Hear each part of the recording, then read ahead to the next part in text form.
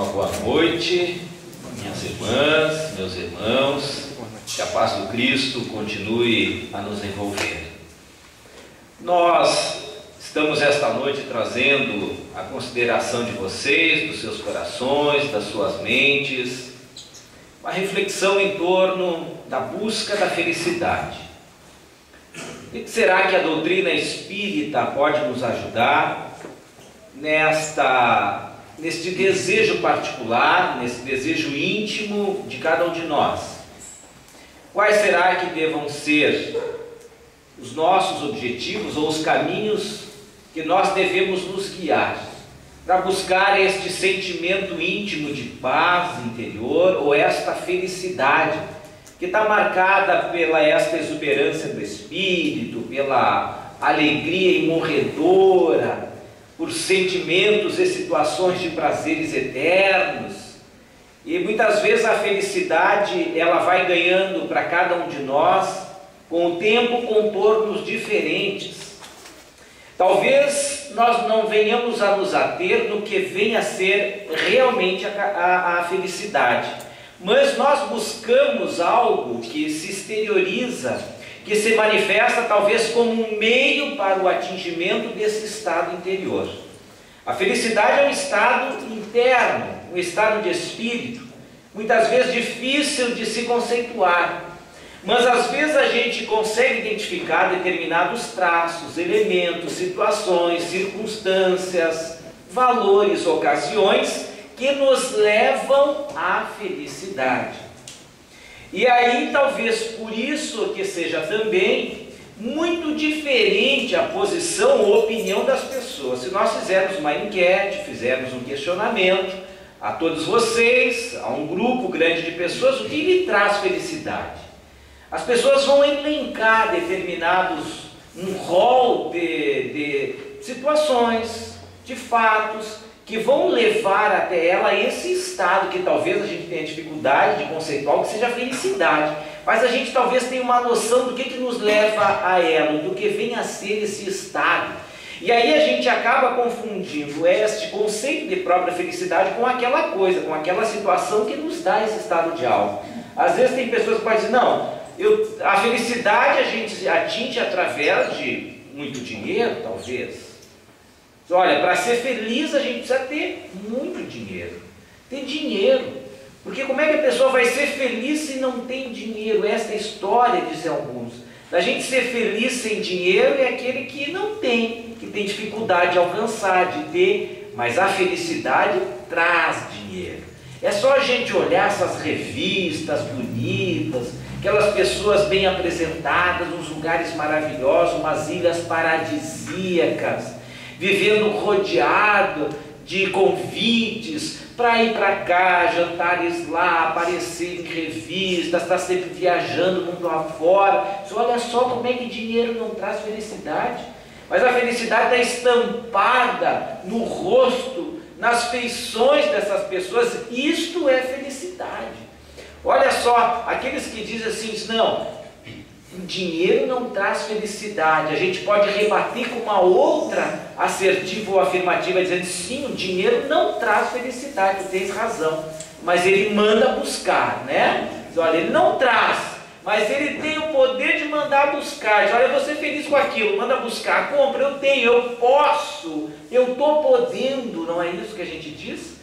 Então a gente vai criando talvez esta ilusão ou esta convicção em determinado momento que sim, o dinheiro para nós vai nos trazer felicidade.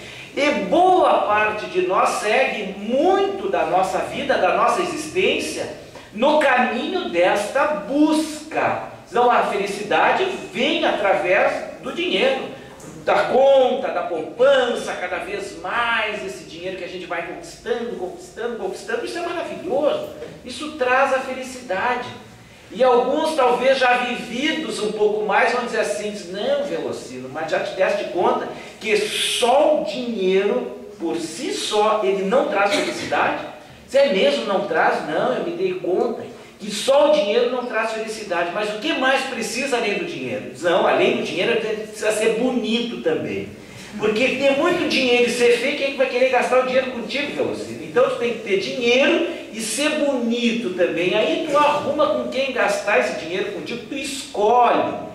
E aí a gente vai dizer, não, mas se eu tiver muito dinheiro, quem sabe eu até consiga usar de um pitangui, algum médico ali, bem, muito bom no bisturi, e ele vai consertar aquilo que está sobrando, aquilo que não está bem, igual a gente se torna bonito, mas sempre com esta visão, olha, é o dinheiro, é a beleza, porque parece que tudo aquilo que se encontra em torno da felicidade tem como atributos isso, está atrelado. As pessoas que a gente vê felizes passam por nós, olha só, pessoa bonita, com dinheiro, olha só que felicidade ele está. Tudo que ele quer, ele pode. Então, eu acho que a felicidade é isso mesmo. E alguns vão dizer depois, mais a um tempo, olhando uma situação, olhando outra, vivendo aqui, acolá, vão dizer, não adianta ter só dinheiro e ser bonito. Não adianta.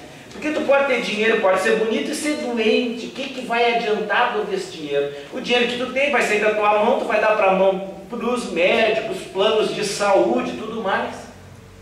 Até fazendo um parênteses aqui, plano de saúde é uma coisa interessante.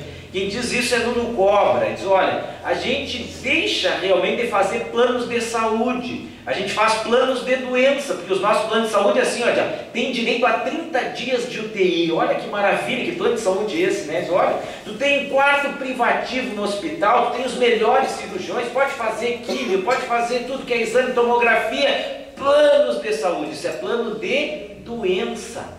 A gente não faz, talvez, planos de saúde. Plano de saúde é a nossa alma liberta de qualquer preconceito, uma alma jovial, alegre, exultante, trabalhadora, uma alma que se renova, uma alma em paz com o mundo. Agir nesta direção é fazer, sim, planos de saúde. A gente acaba contratando planos de doença.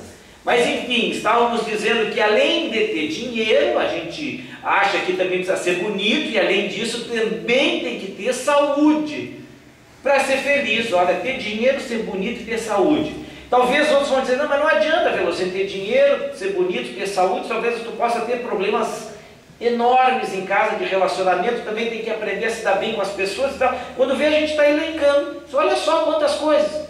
E aí a gente passa uma existência inteira atrás desta concepção de que a felicidade a gente vai conquistar através dessas situações, porque a gente olha para o outro e acha e entende que no outro todos esses requisitos correspondem àquilo que a gente almeja de felicidade, mas sem perguntar para ele se é assim.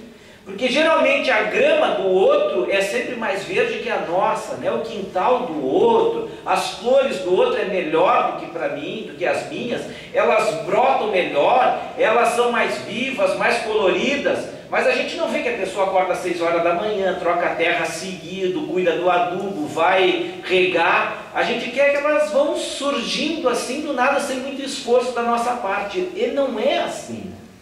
Então, aonde será que estaria a felicidade? Fizeram uma pesquisa num jornal de psicologia europeia e diz o seguinte, essa pesquisa: não dá nem para ser feliz demais, diz essa pesquisa. Diz, olha, o jornal Washington Post publicou um artigo sobre os efeitos colaterais da felicidade. Ouviram falar? Felicidade de efeito colateral? Está aqui, ó. O jornal Washington Post publicou um artigo sobre os efeitos colaterais da felicidade. Contrariando a tese de que ser feliz faz você viver mais, o jornal cita uma pesquisa publicada no Jornal de Psicologia Social Europeia, na qual constam índices de mortalidade precoce de pessoas consideradas felizes. Índice de mortalidade precoce de pessoas que são consideradas felizes, aquelas que se autodeclaram, aquelas que se autodeclaram felizes. Ah, eu sou feliz, então tá. E esse jornal acompanhou essas pessoas por um bom tempo, é uma pesquisa de longa data isso. E eles verificaram que aquelas pessoas que lá atrás se autodeclaravam felizes eram pessoas que, comparadas a um outro grupo que não se considerava feliz, eram pessoas normais, essas pessoas tinham uma vida mais longeva do que estas que se autodeclaravam felizes, tinham mortes precoces. Por que isso? Aí vem uma explicação dessa pesquisa, diz assim, é que essas pessoas que se autodeclaravam felizes seriam mais propensas a comportamentos de risco, como a beber demais e usar drogas. A felicidade também mexe com o bolso, diz essa pesquisa. Em outro estudo, voluntários que tinham se declarado muito satisfeitos com a vida em uma primeira entrevista, tinham 20 anos depois salários menores do que apenas os satisfeitos. O que a gente consegue depreender desta pesquisa aqui? Vejam só, aquelas pessoas que se autodeclararam felizes, elas tiveram morte precoce. Por quê? Porque eram pessoas que acabavam se colocando nas chamadas áreas de risco. Porque quem tem muito, como a gente diz, olha, a pessoa está podendo muito, olha que bonito, olha que plástica linda que tem essa pessoa, rica, maravilhosa. Sim, mas estas são oportunidades que muitas vezes a gente tem de se colocar em áreas de risco. Que áreas de risco é essa? Consumir mais bebidas alcoólicas e drogas. É uma área em que é muito facilitado isso, porque a pessoa acha que aquilo vai potencializar o seu prazer, porque a felicidade está vinculada a esta ideia de prazer físico, de prazeres humanos. Então a felicidade seria o esgotamento desses prazeres humanos, o que leva essas pessoas a ter uma morte precoce, colocam-se em condições de risco. E diz ali a pesquisa, olha, a felicidade mexe até com o bolso, porque algumas pessoas foram acompanhadas durante 20 anos, e o que se percebeu nesse período de 20 anos é que aquelas pessoas que eram normais foram atrás do prejuízo e trabalharam. Aquelas que consideravam-se felizes, bem, muito pouco fizeram. Queriam mais era a gandaia mesmo, a festa. Não é o que a gente diz, e às vezes a gente busca assim, não, eu quero ganhar na loteria, a gente joga, não, ganhar na Mega Sena então sozinho é o meu sonho de consumo, é o que eu quero para a minha vida. Imagina se eu ganhar numa Mega Sena sozinho, a primeira coisa que eu faço é dar adeus ao meu serviço, eu vou chegar lá no emprego, olha, vou dar tchau para o chefe, graças a Deus, não preciso mais te olhar, está aqui, os meus colegas de trabalho também não, olha, daqui para frente vai ser frechenia toda hora, qualquer motivo de uma alegria, vamos estourar um champanhe importado, vamos viajar, comprar um iate, e a gente não se dá conta, vai se colocando nesta área de risco. Será que efetivamente isso é a felicidade? Sabem que os filósofos pensaram nisso já há 600 anos antes de Cristo. Eles tinham também essa preocupação. O que é a felicidade? O que constitui a felicidade? Tales de Mileto é este filósofo que na realidade está na raiz desta ideia de felicidade enquanto prazer. Ele dizia que felicidade era ter um corpo sadio. Um corpo sadio. A pessoa que não tivesse um corpo sadio, um espírito bem formado, não era feliz. Então a felicidade estava ligada um pouco nessa concepção de prazer, do corpo sadio. Uma pessoa doente, uma pessoa com problemas físicos, orgânicos, não podia ser uma pessoa feliz. Entretanto, nós vamos encontrar com Platão uma ideia um pouco diferente. Platão já diz que a felicidade diz respeito diretamente com as virtudes. Quando a pessoa consegue trabalhar as suas virtudes, é uma pessoa exuberante ou exultosa. Em termos de virtudes, esta é uma pessoa feliz, uma alma feliz. Aristóteles, por sua vez, lá pelo ano 300 a.C., ele chegou a graduar a felicidade. Diz, não, mas felicidade não é bem assim, isso depende de pessoa para pessoa. Algumas se encontram em determinado nível de felicidade, de acordo com o grau que ela tem de compreensão da vida, e existem níveis de felicidade. Ele graduou esta felicidade, dando a condição máxima de felicidade à sabedoria. Aquelas pessoas que tinham sabedoria, sábias, eram verdadeiramente felizes. Lá pelo século XIII, com Santo Agostinho, nós vamos observar que a visão de felicidade estava ligada, pelo menos para os escolásticos, aqueles filósofos da igreja, que a felicidade estava ligada a um estado de espírito, não mais de prazer. Essa era uma beatitude, era quando os homens e as pessoas conseguiam se vincular a esta lei maior de Deus, estar de acordo com esta lei divina, realizar os seus comportamentos de acordo com esse código de vida, como um código de vida esta lei de Deus. Então esses seriam felizes, a pessoa no estado de beatitude. Só que no Renascimento para cá, começamos a resgatar esse pensamento lá de Tales de Mileto ligado ao prazer, e é o que a gente observa até hoje. Immanuel Kant dizia isso, que não tem como uma pessoa ser completamente feliz, porque nós teríamos que atingir e atender a todas as necessidades da pessoa. Então isso é impossível. Como é que nós vamos atender as necessidades de todas as pessoas? Talvez se nós fizéssemos aqui no Paulo de Tarso, olha, nós vamos agora procurar atender a felicidade de todo mundo. E fizéssemos uma fila e cada um pudesse colocar para nós aqui o que gostaria de requisito para atender a felicidade. Olha, eu quero largar o ônibus, eu quero ter um carro particular, eu quero ter uma casa própria, eu quero sair do aluguel. Enfim, a gente vai anotando, vai anotando, vai anotando. Mas talvez aquelas necessidades serão as necessidades durante um determinado período. Se ela atinge aquele patamar, talvez vão começar a surgir outras necessidades. E aí quando a gente vai verificar aquela pessoa de novo entrando na fila, mas vem cá, tu já foi atendido o teu pedido. Não, mas agora as minhas necessidades são outras. E mais necessidade, e mais necessidade. E é o que a indústria também, para manter-se viva e ativa, vai gerando em nós necessidades. Hoje dos produtos, todos eles, a boa parte deles muito descartáveis, e a gente vai fazendo também as nossas amizades descartáveis. A vida é assim, gerando necessidades. Aquilo que era, vamos dizer assim, o máximo da tecnologia na nossa casa, daqui 1 ano, 2 anos, já não é mais. E aí o vizinho já compra uma que é melhor que a nossa, já tem mais funções que a nossa, o nosso equipamento não tem mais. A gente já começa a botar o olho naquele, jamais. Isso é felicidade, olha só.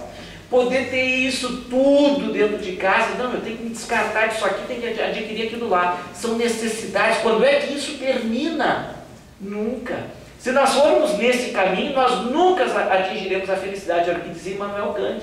Nós não temos como atingir a felicidade, mas dentro dessa visão de prazer.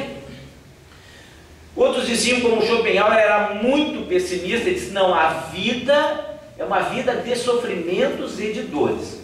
Era aquele que olhava somente para o lado ruim, o lado negativo, o lado difícil, o lado das provas, das experimentações, das expiações humanas. E ele via então, sob este prisma, sobre esta lente a vida. Ele dizia que não, na vida só existe dor e sofrimento. Na realidade nós só temos algumas pausas é um repouso, mas que logo se seguirá a um outro sofrimento.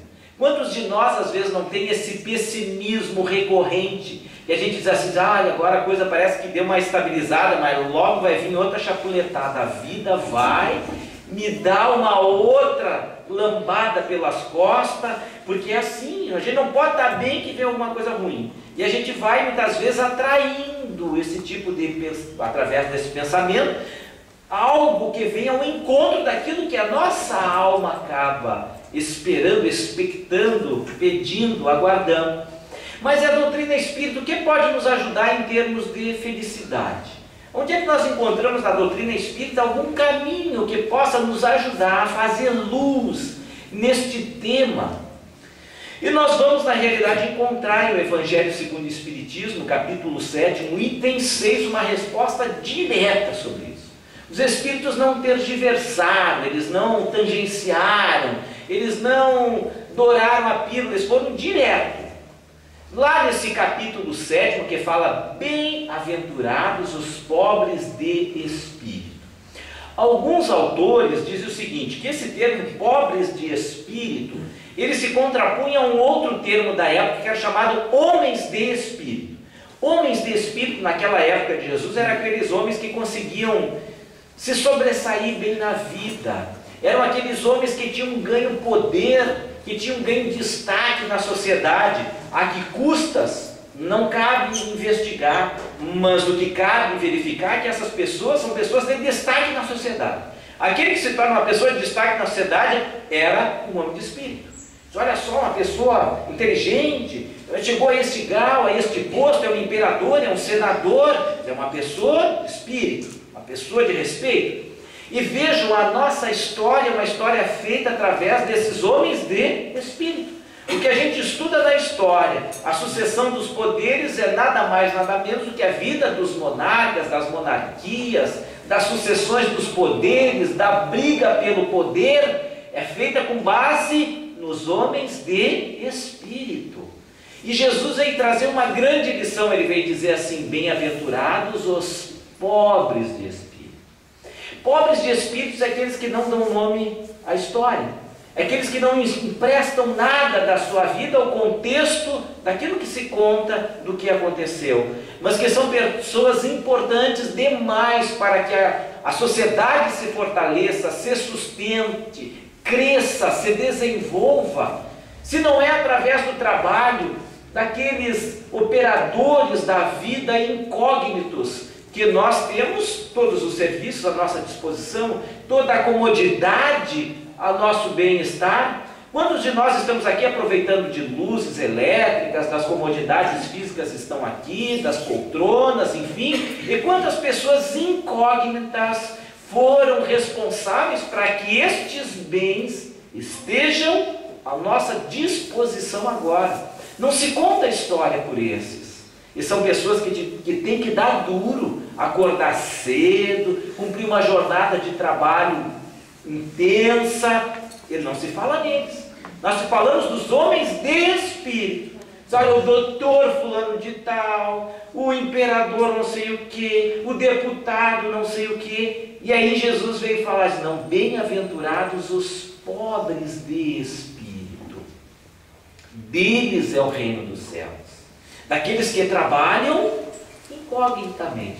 Não interessa que o meu nome esteja em placa alguma, eu faço pelo valor de fazer, pela vontade de fazer, pelo desprendimento de saber que aquele meu trabalho é um trabalho útil. Não importa a minha individualidade dentro desse contexto maior. Então, isto é que falava Jesus: bem-aventurados os pobres de espírito. E aí Kardec, estudando esta página maravilhosa que é o Sermão da Montanha, no item 6 desse capítulo 7, ele vai dizer: olha, é requisito essencial para a felicidade e aí vem a resposta. Olha que interessante, é requisito essencial para a felicidade e ele diz, ele não brinca, ele diz diretamente, diz: olha, tem uma palavra lá, é requisito essencial para a felicidade, e está lá. Porque quando ele diz assim, é requisito essencial, ele quer dizer que sem isso, nós não somos felizes. Se eu digo é requisito essencial para andar de carro, colocar gasolina e ter combustível, eu digo que sem colocar combustível no carro, eu não me locomovo. É requisito essencial. Sem ele, nós não atingimos a felicidade. E que requisito essencial é esse? Evidente que eu vou falar, eu não vim lá do Partenon para cá, para a Zona Norte, o Velocino foi lá, criou uma expectativa enorme, terminou a palestra, ele não disse que requisito essencial é esse para a felicidade. Vai ter que fazer, ir lá no Evangelho, olhar, ler esse capítulo para encontrar, mas vamos abreviar isso. É uma palavra só. É requisito essencial para a felicidade a humildade. Não é dinheiro, não é ser bonito, não é ter saúde, não. É requisito essencial para a felicidade a humildade. Puxa vida. E a gente começa daí a encontrar em alguns autores algo interessante nessa direção. Richard Simonet diz o seguinte, que a felicidade não é um ponto de chegada, mas a forma como nós viajamos. Olha, está completamente de acordo com essa concepção dos espíritos. Ponto de chegada é isso que a gente foi elencando. Diz, não, a felicidade é ter dinheiro, é ter iate, é ter uma casa própria, também ter uma casinha na praia, se sobrar um dinheiro, de preferência num bom condomínio, com cancha poliesportiva, com piscina, assim, né?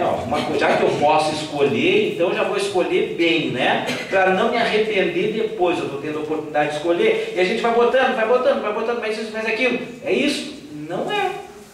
Mas podemos ter? Pode ter, mas isso vai ser a razão da tua felicidade? Não, não vai ser. Então quer dizer, se eu não tiver a casa com piscina, eu posso ser feliz?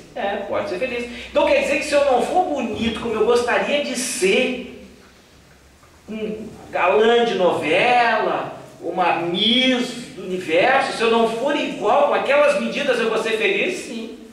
Eu vou ser feliz com muito cabelo, com pouco cabelo? Sim. Vai ser feliz com muito cabelo, com pouco cabelo? Com saúde, sem saúde? Sim. Porque isto é o externo. O que interessa é a parte interna. A felicidade não é um ponto de chegada, mas a forma como nós viajamos. Quando a gente conseguir entender que a felicidade é a forma como nós viajamos, a gente vai começar a caminhar na direção da felicidade.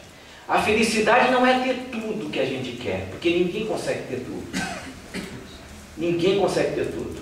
O emprego que quer, a família que quer, o carro que quer, a casa que quer, a saúde que quer, a roupa que quer, os amigos que querem, a sociedade que quer, a cidade onde mora que gostaria, o país onde gostaria.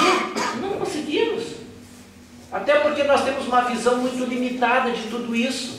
A gente tenta satisfazer por coisas externas algo que não está bem acomodado internamente.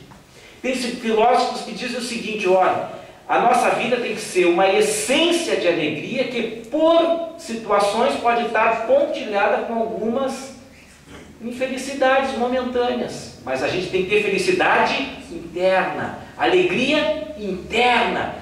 Mas acontece que tem muitas vezes nós somos uma infelicidade interna, nós somos uma desgraça interna, um desequilíbrio interno pontilhado de alegrias. É isso, a gente quer mascarar a realidade. Eu não tenho paz interior, então eu quero esse carro. Eu não tenho paz interior, então eu quero essa casa. Eu não tenho paz interior, mas eu quero falar com aquele fulano, eu quero casar com ela. Eu quero buscar essas felicidades para compensar alguma coisa que não está bem em mim. A felicidade é a forma como nós viajamos, não é um ponto de chegada. Quando a gente começa a procurar felicidade em ponto de chegada, nós estamos nos distanciando de nós. Se alguma coisa em mim não está bem, eu tenho que me escutar.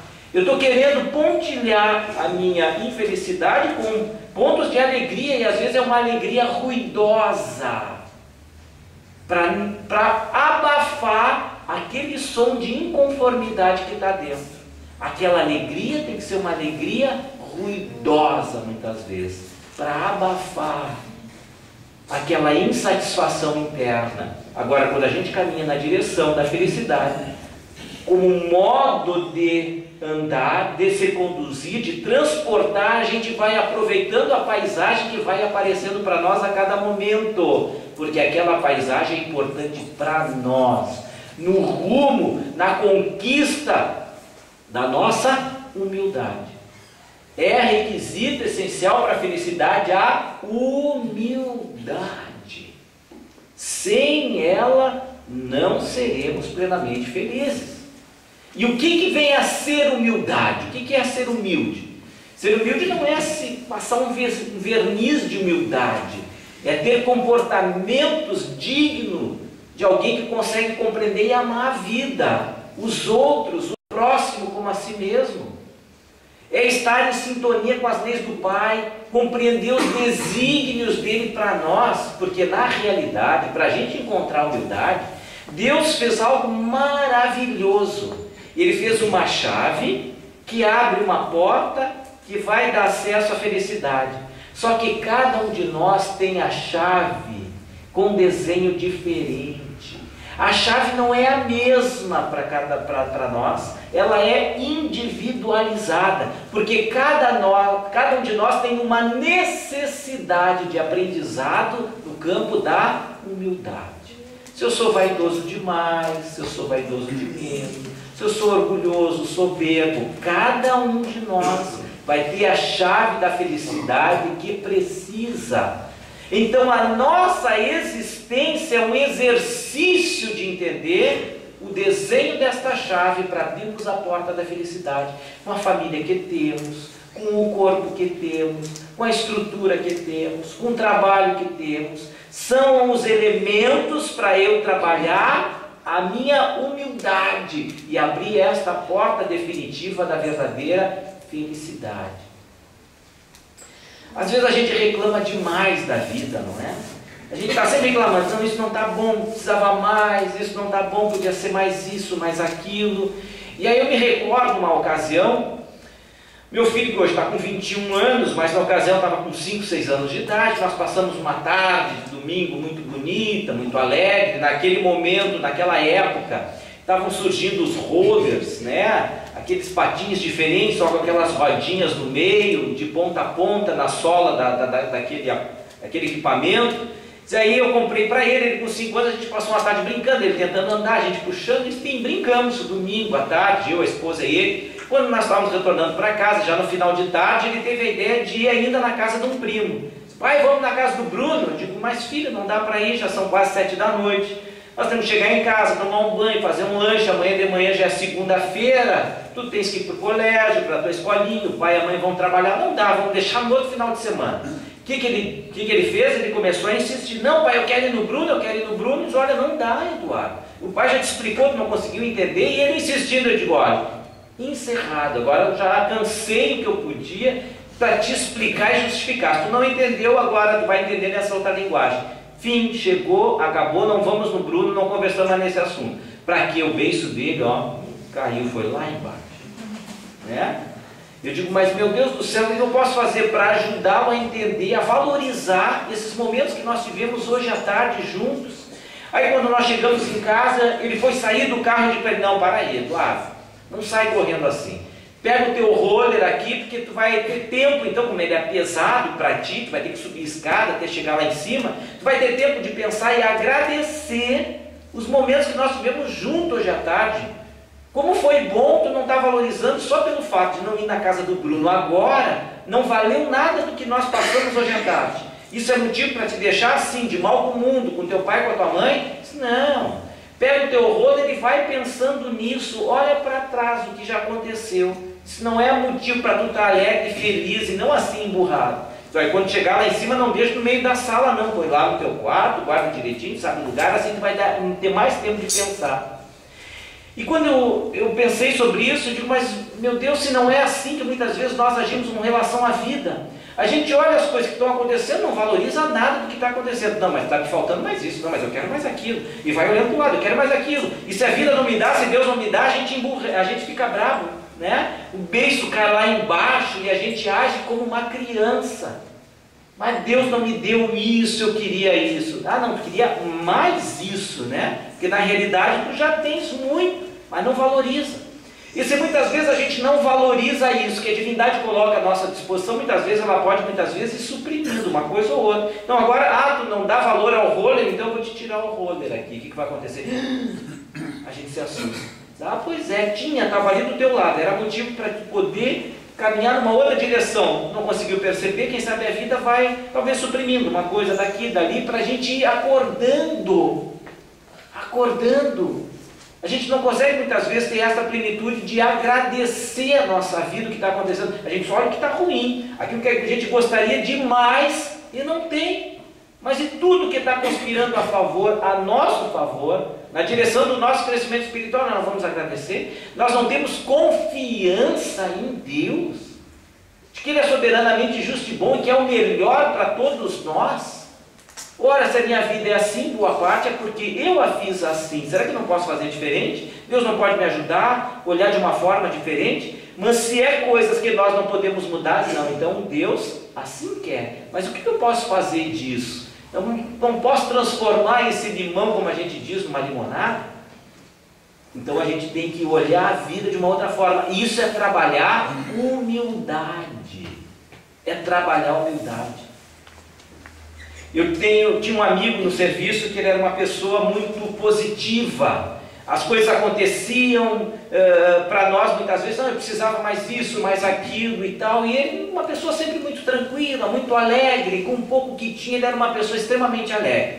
E ele me dizia assim, olha Velocino, eu estou economizando para comprar um carro para mim, porque eu moro longe, eu tenho que pegar 2 conduções para vir para cá, mais 2 conduções para voltar, horário de pico, eu levo 3 horas e meia para vir e para voltar. Então eu quero um dia poder comprar um carro, e os anos se passaram, eu me esqueci daquela história. Aí ele me chegou um dia, Velocino, comprei um carro. Eu digo, mas que maravilha. E eu fiquei pensando, pô, deve ser um carro maravilhoso, porque ele ficou anos e anos fazendo um pé de meia, como a gente diz, poupança, eu disse para ele. E aí me conta, que carro é este? Ele chegou e disse assim, olha, Velocino, é um Fiat CD. Quando ele me falou Fiat CD, eu fiquei pensando, mas que carro é esse? Mas essa era uma época em que o Collor havia aberto a possibilidade de importação de carros, e naquela época, os mais antigos vão recordar, os carros bons eram carros que terminavam com CD, tinha Ômega CD, Vecta CD e tal. Eu digo, o Fiat CD deve ser um carro desses importados, ele ficou anos guardando dinheiro. Eu digo, e aí eu acabei então sendo transparente, mostrei para ele a minha burrice, porque eu não lembrava, não conseguia vir na minha mente que carro era esse Fiat CD. Perguntei para ele, tá, me conta, que carro é esse? Fiat CD é esse? Ele disse, Velocino é um Fiat CD desmanchando. Velocino é um carro de italiano, que é massa por tudo que é lado, ou de padeiro, eu não sei, é impressionante. Ele falava que me dava risada. Diz, olha, eu estou tentando vir com ele aqui, no primeiro dia eu saí, furou um pneu na esquina, não tinha estepe nem macaco, o carro já ficou por lá, depois eu vim, deu problema no cabo de vela, eu estou vindo com o carro, um dia eu chego com ele aqui, que falava que me dava risada, porque a alma dele era muito maior do que essas coisas pequenas, que a gente dá um valor tão grande naquela situação, naquela dificuldade, ele achava aquilo tão pequeno, porque o mais importante era a alma dele. E ele conseguiu me dar exemplos fantásticos. Tinha um pai de uma amiga minha que dizia o seguinte para mim também, Velocino, sabe que depois de uma certa época, uma certa idade, quando a gente encontra os amigos, a forma de tratamento muda. Eu digo, como assim? Porque começam a se esquecer? Não, não é nada de esquecimento, não é Alzheimer, não. Mas o que é então? Não é mais assim, oi fulana, como é que vai? Não é? Não, a gente agora já pergunta, depois dos 80, assim, fulano, onde é que dói? Tudo bem?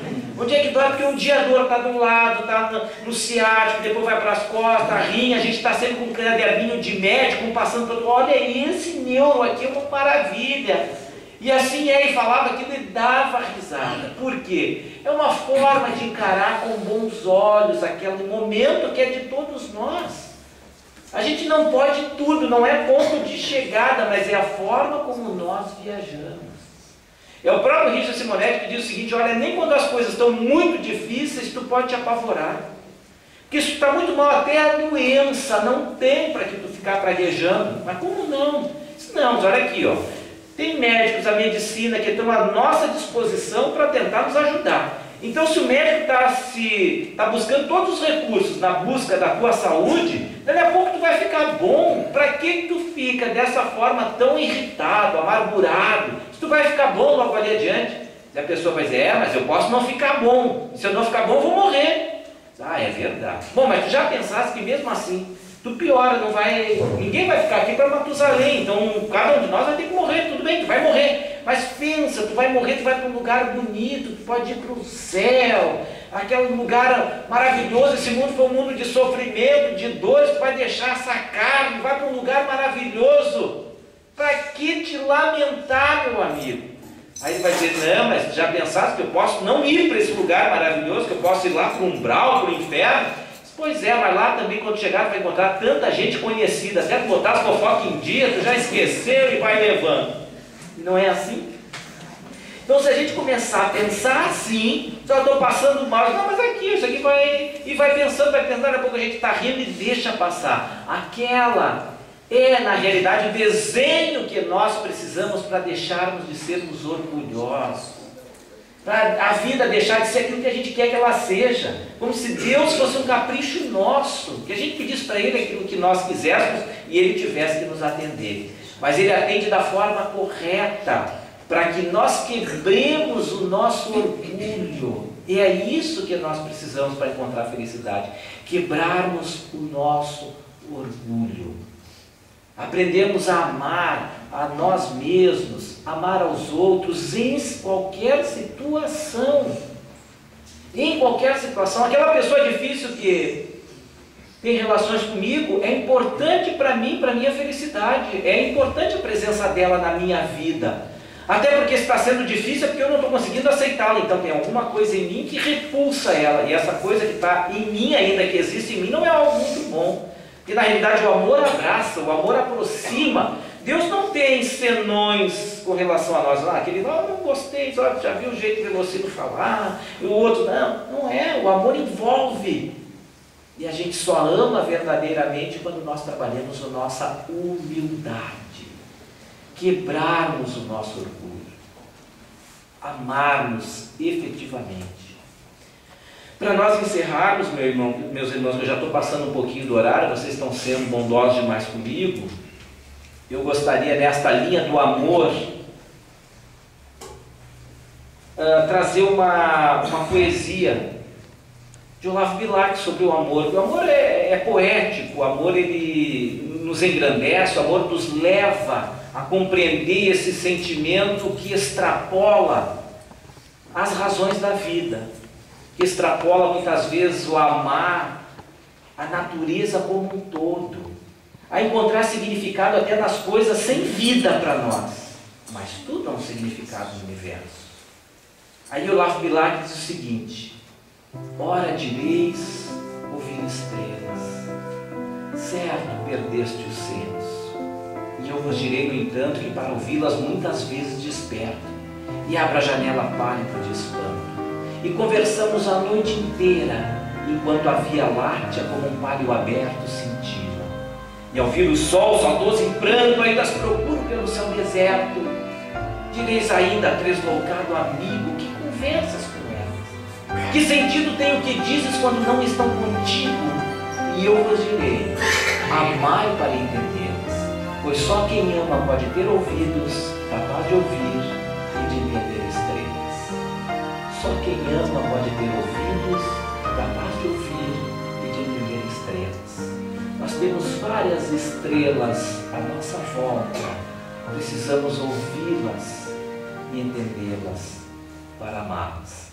Que Deus nos abençoe. Muito obrigado.